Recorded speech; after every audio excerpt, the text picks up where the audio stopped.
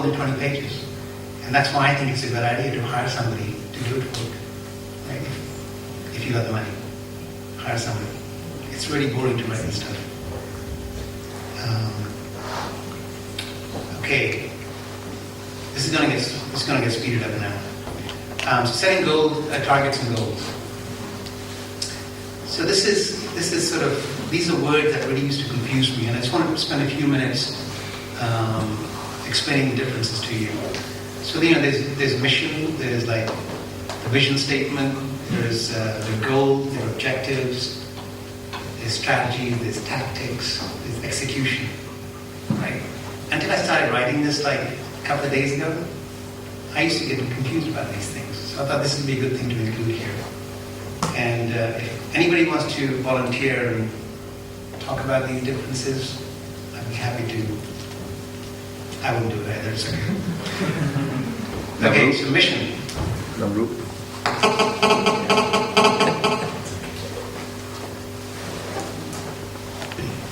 Mission is a really, really, really long-term end result or achievement. Okay, it's a statement that's a what statement, right? So they say, well, what is your mission? You don't say how are you going to achieve your mission. You just say what's your mission. Right? So mission statements you'll see on every company's website has a vision statement or a mission statement. And it's something really that is generally it's non-financial, but it's really important because it really sets the scene for the rest of your business plan, right? So just very quickly, the last bullet, the mission statement is the what versus how. It's really similar to a vision statement in the sense that it has future orientation. So goals and objectives. Goals are really broad plans. They're longer terms. They're based on an idea, and they're not strictly measurable. Objectives are narrow, short-term, and more measurable. And they're really based on fact. Strategy is how you achieve an objective, is how to achieve an objective or a goal or a mission. It's really a very thoughtfully constructed plan or a method of action that you're going to employ to achieve your plan. So again, it's key, it's important. So I'm just going to give you an example of a goal. So I could say my goal is to, I want to achieve success in the genetic engineering field and do what no one has ever done before, right? So that's a goal.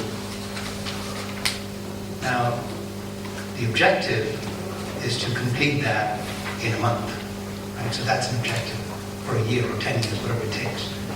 So that's the way I try to remember the difference in goals and objectives.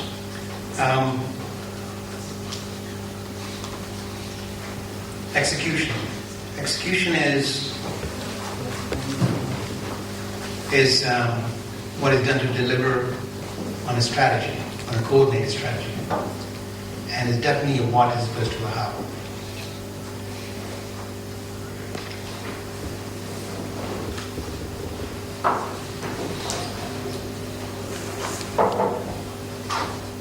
In this case, how is also critical, as if you don't execute the project, if you don't execute it properly, you're going to fail.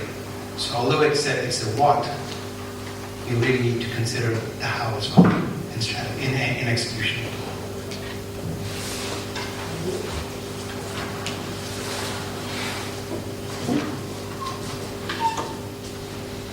Okay, tactics.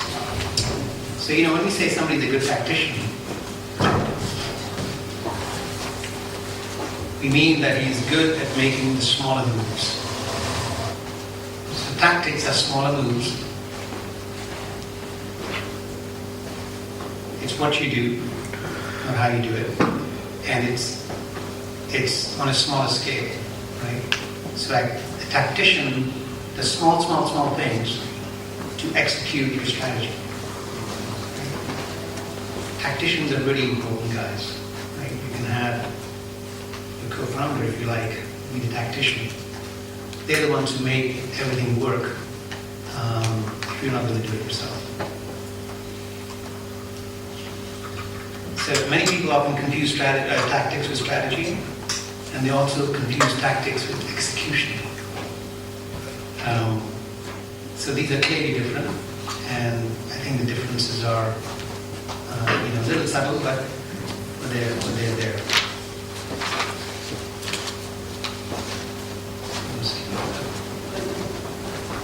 Okay, so fine-tuning your business model.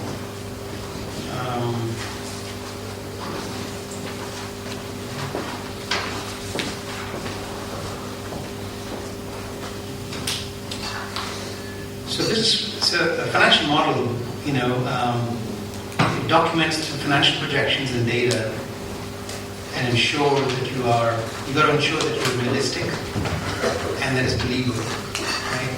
So let's say that the market size is 1,000 crores, and you say I'm going to attain 50% of that in the first year. So that is clearly, not realistic, and nobody's going to believe it. But let's say you're Cisco, 20 years ago, and they came out with that statement. Then they actually, I don't know how big their market share is, but I think the top 3 companies in networking have about 75-80% of the market, and Cisco is one of them. I'm sure it's the biggest. So you can achieve a big market share. But if you start out with saying something that you're going to achieve 50% of the market in 1 or 2 years, people are not going to believe you, and they're not going to fund you. So whatever you put down in your financial data, be realistic, bounce it off some people. There's in Thai there are plenty of people who've got good experience that you can bounce it off of. Secondly, understand your financial drivers. Financial drivers to me are really the key to success, and they're really. I'm going to go through them in a minute, but they're very simple. And what I mean by financial drivers are for example, the items that make up your cost of goods sold. They're excellent example of financial drivers. So components of cost. So here's an example. You're going to have a finance guy. We're going to talk about mortgages and auto financing. So a financial driver in a mortgage and auto finance company would be obviously the interest rate, right? Because that earns you money. But it's also the term of the loan.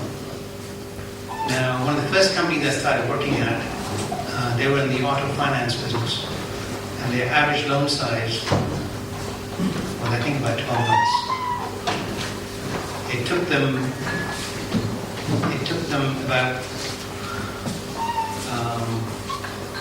I'm remembering, it's a long time ago. I think it took them about 3 months on average to get a new loan. So they weren't making any money, right? Because it cost them too much to get the new loan in books, to create the new business. It cost them too much. And the loan was gone in 12 months. So they just never made any money.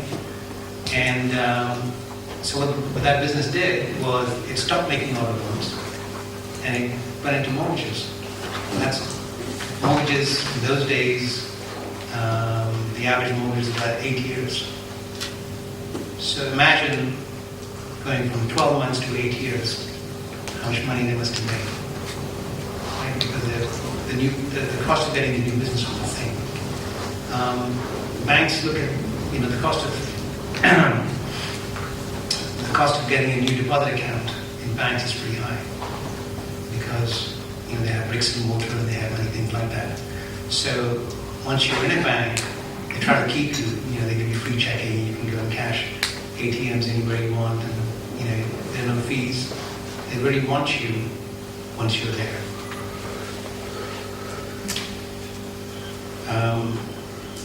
So whatever your financial drivers are, identify them, quantify them as much as you can, and be accurate about them, right? So when I say, a new business loan expired in 12 months, make sure there's 12 months, not some other number, and have your analysis right there.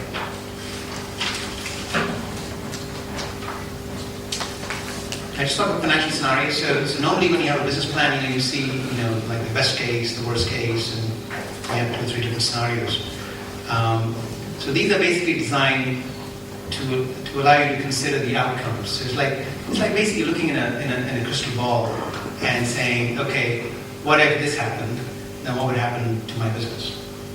Somebody earlier was saying talking about a chicken farm and bird flu, right? And that's a great example. And this was just like 15 minutes ago. What would happen to my business if something catastrophic happened? Now, in that case, you might consider taking out insurance, although I don't think insurance would cover it in that case, but you could, right? So prepare for sort of rapid growth, moderate growth, and slow growth in your scenarios. And this is really more at the written business plan level, right? Not at the elevator pitch, not at the oral presentation, but more at the written level. You can assign probabilities. So just remember, you're trying to see the future as much as you can predict the future. And the last point is important. It is a demanding exercise. It's not you just change this variable by 5% and let me see what happens. You've really got to think through it and not take it lightly. Revenue models. So revenue model is part of the business plan, but it's the part that tells the investor how much money you're going to make, right? There's so many different types of revenue models. Each business has its own revenue model.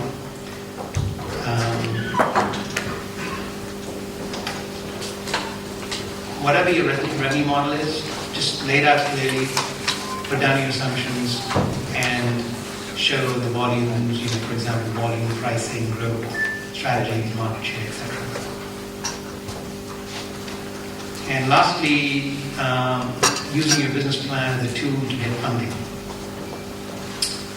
So when you're looking for funding, you're basically pitching the investment can be really difficult, right? Because we've got the elevator pitch, you've got to get selected as one of the 10 people to sit in front of 10 investors or 20 investors. So pitching the plan initially is very difficult. And you've got choices. So the first thing I normally think is be presentable, behave really professionally, be well rehearsed, and really what you're doing is you need to be what I call investment ready. Right? You've got to have done those 50 presentations in front of the camera and viewed them yourself to get to investment ready. It's really, really, really, in today's environment, really tough to get investment.